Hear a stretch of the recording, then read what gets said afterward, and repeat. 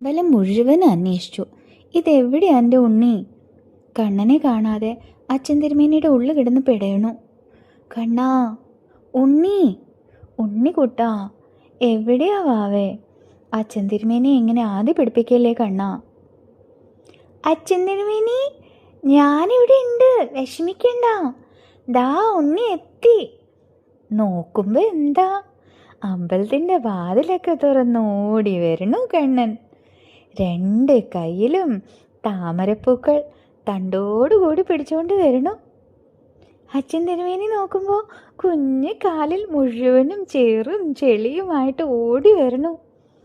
ആ കുഞ്ഞു കാലുകൾ കണ്ട് അച്ഛൻ തിരുമേനി തലയിൽ കൈവച്ചു.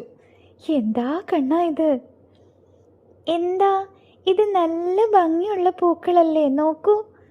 ഇതൊക്കെ ഞാൻ അച്ഛൻ തിരുമേനിക്ക് വേണ്ടി പറിച്ചുകൊണ്ട് വന്നതാ.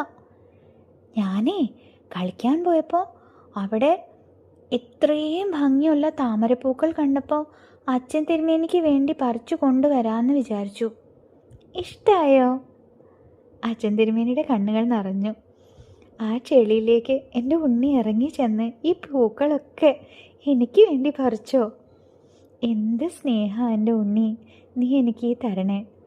ജീവിതം ധന്യമായ മുഹൂർത്തം എന്ന് തോന്നിപ്പോയി അച്ഛൻ തിരുമേനിക്ക്. കണ്ണുകൾ നിറഞ്ഞു. കണ്ണനെ വാരിയെടുത്തു. ആ കുഞ്ഞ് ചെളിയും ചേറും ഇരിക്കുന്ന കുഞ്ഞു കാലുകൾ രണ്ടും എടുത്ത് അച്ഛൻ തിരുമേനി കണ്ണുകളിലേക്ക് വെച്ചു, തൊഴുതു.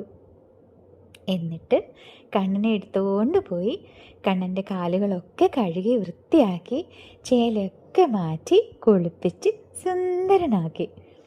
ആ താമരപ്പൂക്കളൊക്കെ അച്ഛൻ തിരുമേനി കണ്ണന് തന്നെ ചാർത്തി. പൂജയ്ക്ക് ഒരുക്കി നിർത്തി ദീപാരാധനയ്ക്ക് കണ്ണ് നിറയെ കണ്ടു തൊഴുതു.